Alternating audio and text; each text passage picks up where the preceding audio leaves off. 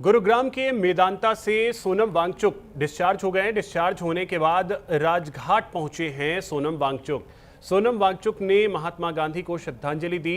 सोनम वांगचुक के साथ उनकी पत्नी भी मौजूद रहीं। श्रद्धांजलि देने के बाद वो लद्दाख के लिए रवाना हो जाएंगे।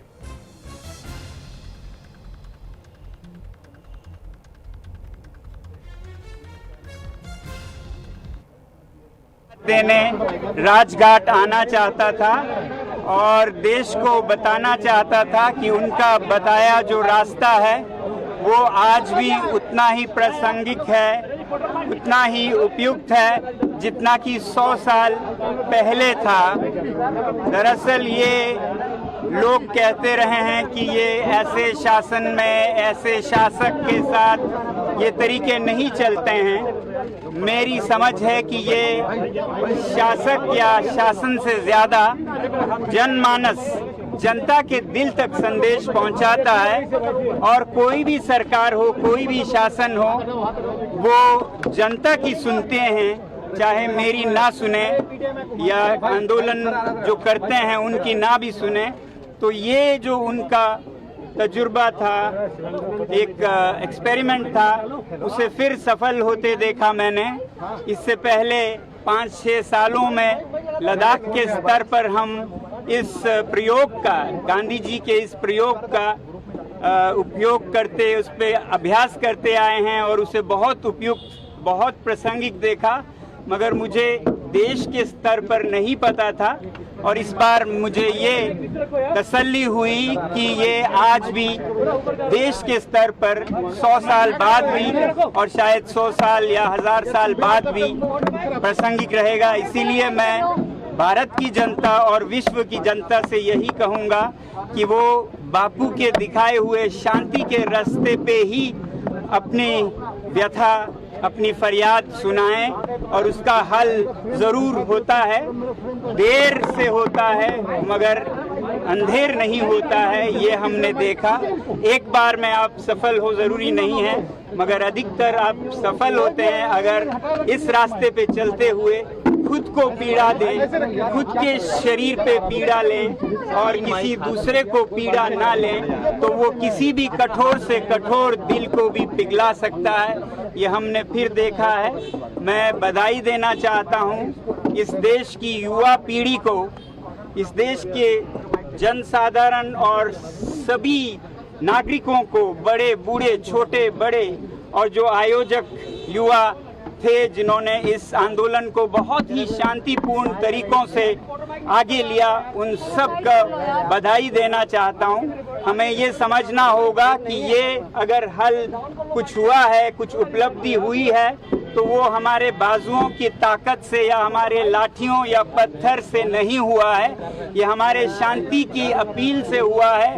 खुद पर जो हमने पीड़ा ली उससे हुआ है, बल्कि जो लाठियां और पत्थर हैं उनसे तो बात और बिगड़ने का डर था, बहुत डर था, जिसके कारण मुझे ये शांतिपूर्ण पथ को समय से पहले ही रोकना भी पड़ा, क्योंकि हम सब शांतिपूर्ण रहे। यही मैं चाहता था, चाहता रहूंगा और यही संदेश दूंगा कि ये प्रयोग बहुत ही सफल प्रयोग है। आज के भारत में भी, कल के भारत और विश्व में भी इसी पथ पे हम चलना चाहेंगे और देश को भी यही संदेश देंगे। इसीलिए हम यहाँ पर प्रणाम करने, उन्हें याद करने आए हैं। सर, पूरा जो जर्नी रही, सबसे बड़ा इसमें अध्याय रहा कि धर्मेंद्र प्रधान का इस्तीफा हुआ। आपको क्या लगता है इस्तीफे के बाद अब ये सिस्टम में वो सुधार जो जरूरी थे वो हो जाएंगे? इस्तीफे पर क्या कहना है सर आपका? पूरी उम्मीद है, वरना इस्तीफे का कोई मतलब नहीं है। इस्तीफा एक शुरुआत है, इसके बाद कबूल होने के बाद इसका इलाज हो तो हमारा देश एक बेहतर देश बनेगा, जो कि मेरे ख्याल से शुरू हो रहा है। अभी इस पे चर्चा चल रही है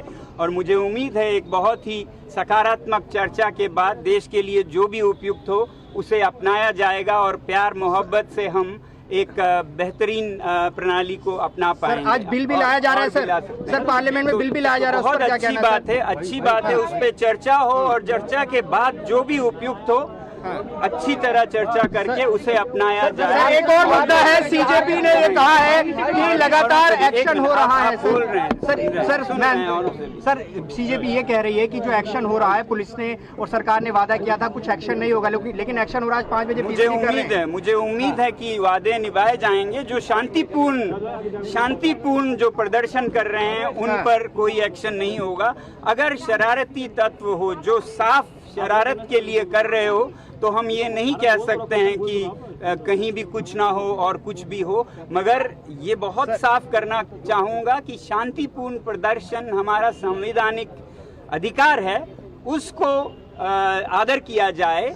बाकी न्याय अपना काम करे। 20 जुलाई को जो हुआ सर, विपक्ष ये कह रहा है गृहमंत्री को जवाब देना चाहिए, जो गोली चलाई गई है, पैलेट गन का इस्तेमाल हुआ, विपक्ष भी ये कह रहा है सर। जहां भी कुछ भी होता है लोकतंत्र में हर एक नेता हर एक मंत्री जवाब दे तो होते ही हैं, और जवाब हो तो क्यों ना दें, ये होनी चाहिए। मैं ये कहूँगा जहां भी जनता सवाल करे उसका जवाब हो, जवाबदेही की जगह हो, और वो संसद और विधानसभाएं हैं। सर मैं ज्यादा गांधी जी के इस पवित्र स्थल पर ज्यादा विवादों में नहीं फंसना चाहूंगा। आप लोगों का बहुत बहुत धन्यवाद करना माफी की मांग कांग्रेस पार्टी कर रही है सर।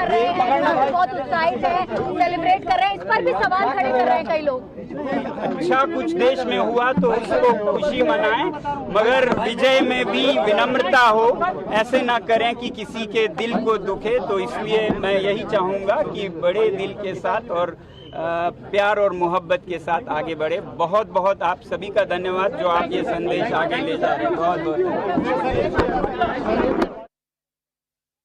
नमस्कार सभी को। आखिर आज वो दिन आया जब कि मैं इस अस्पताल से डिस्चार्ज हो रहा हूँ। काफ़ी बेहतर महसूस कर रहा हूँ, खा रहा हूँ धीरे धीरे और शरीर में भी जान आ रही है।